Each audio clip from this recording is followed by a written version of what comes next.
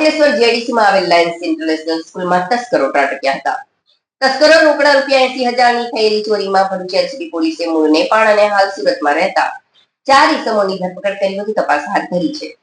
Ankleshwar જીઆઈડીસીમાં garden city road પર આવેલ Lions international સ્કૂલને તસ્કરોએ નિશાન બનાવી ઓફિસમાં રહેલા કબાટ તોડી તેમાંથી રોકડા રૂપિયા 80,000ની ચોરી ગુનાને અંજામ આપ્યો હતો. શાળાના ક્લર્ક ભરત સોનવણેએ ધોરણ 1 થી 9ના વિદ્યાર્થીઓના ફોટોશૂટ માટેના રૂપિયા 80,000 એડમિન રૂમની તિજોરીમાં મૂક્યા હતા, જેની તસ્કરો ચોરી કરી ફરાર થઈ ગયા હતા. ચોરીની આ સમગ્ર ઘટના શાળામાં લગાવવામાં આવેલા સીસીટીવી કેમેરામાં કેદ થઈ છે, જેમાં 2 તસ્કરો એડમિન રૂમના હાથ ફેરો કરતા કેદ થયા હતા. જે અંગે શાળાના ક્લાર્ક ભરત સોનવણેએ જીઆઈડીસી પોલીસ મથકમાં ફરિયાદ નોંધાવતા પોલીસે ગુનો નોંધી તપાસ હાથ ધરી હતી.